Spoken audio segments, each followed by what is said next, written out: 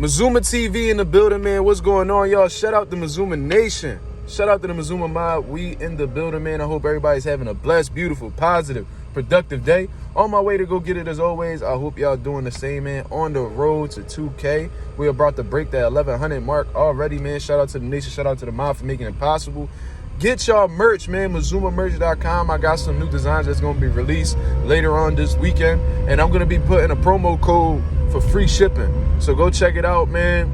I want my brand to be international. I got subscribers from Australia, UK, Spain, Canada, East Coast, the West Coast. You know what I'm saying? Let's really Puerto Rico, man. Let's make this shit happen, bro. Let's get Mazuma merch all over the world. That's what we do over here, man. That's what the nation, that's what the mob get into heavy. I appreciate you guys for tuning in. What I want to talk about today is the Ariel Helwani interview that Devin Haney just did. You know what I'm saying? I'm not going to lie to you. I did not watch the interview in its entirety. However, I did see certain clips, and there was a certain clip that I saw put together that really caught my attention, and I feel like I need to speak on it. You know what I mean? Shout out to Southpaw TV. I saw his video breaking down the whole situation. It was a great, informative video. He kept it factual. Go subscribe to the boy Southpaw TV, man. It was a great video on his part. And this is pretty much my reaction to it. You know what I mean? To speak on it specifically, Ariel Helwani had asked Devin Haney about the potential fight against Gervonta Davis. And I'm sure Devin Haney didn't really want to talk about that because he got Reed's program in front of him. But regardless, he still answered the question. So shout out to Devin Haney for that. He says that he's definitely down to fight Gervonta Davis in the future. However, it would have to be at 140 pounds. You know what I mean?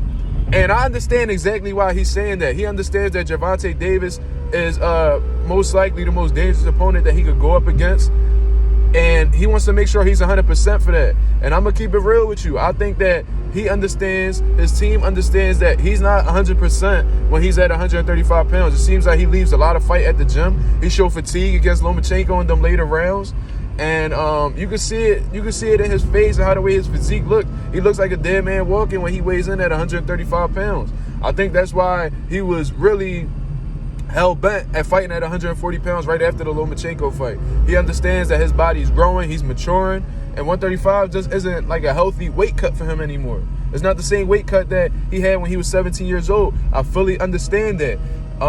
Taking that into consideration, and us knowing that, in all honesty, he really don't need to tell us, but he went on to contradict himself shortly afterwards, because when Ariel Helwani asked if he was going back down to 135 pounds, which is a valid question because he's still currently the undisputed champion at 135 pounds, Devin Haney said that if it's a big money fight and it makes sense, he'll make his way back down there.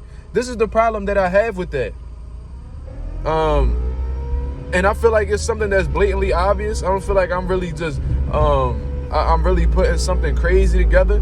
But Gervonta Davis is probably the biggest draw in boxing right now. You know what I'm saying?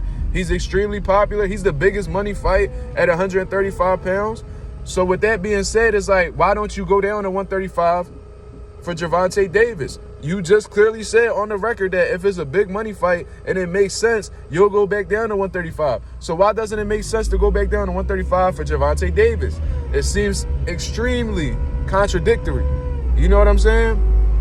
Why is it that the biggest money fight possible for you, you're requesting to be at 140 pounds, but everybody else is like, oh, I mean, if it's, so what? If it's Shakur, you'll fight him at 35? If it's, let's see, if it's Frank Martin, would you fight him at 35? What exactly is it? Who's eligible to fight you at 135 pounds? Because you're making it clear that Gervonta has to be at 140. You know what I mean? Okay, Gervonta has fought at 140 before. He fought Barrios. All right, we know that. Cool. So you're looking at it like, all right, he did it for Barrios. Why wouldn't he do it for me?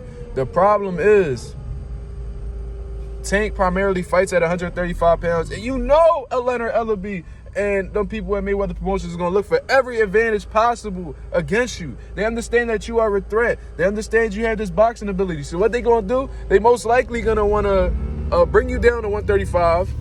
Or if they fight you at 140, they're going to be looking for a rehydration clause like they did the Barrios. You know what I mean? They understand you the bigger dude. They understand you rehydrate a lot.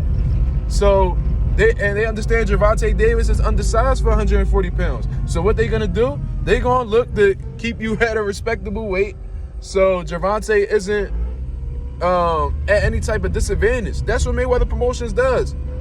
You know what I mean? And it's smart on their part. I ain't gonna lie to you, because when it's written down in the history books at the end of the day, they not gonna be added context. They just gonna be like, Gervonta beat Barrios. They're not gonna talk about Barrios having a rehydration clause and him really being drained for the fight and it took away from his performance. They're not gonna mention any of that. They understand that.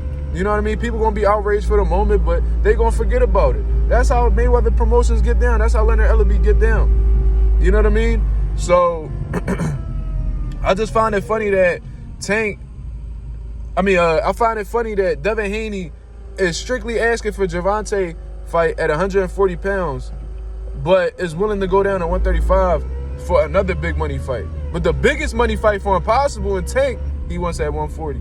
That's the contradictory that I see in his statements, man. It just seems like, I just think that he holding on to them belts, man. I don't think he really wants to go back down to 135 at all.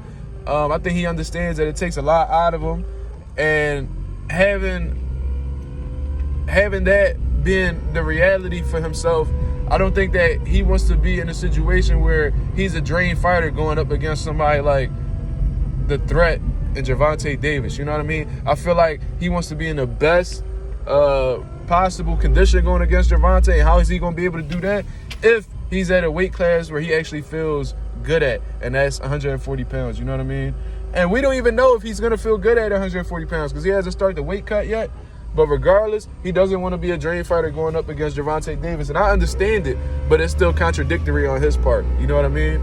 That's my take on the situation. Y'all let me know what y'all think. Is Devin Haney being reasonable with this? Is he contradicting himself? Y'all let me know what y'all think in the comments below. That's my take on the situation. Shout out to the nation. Shout out to the mob for tuning in. I'm out of here, man. Peace.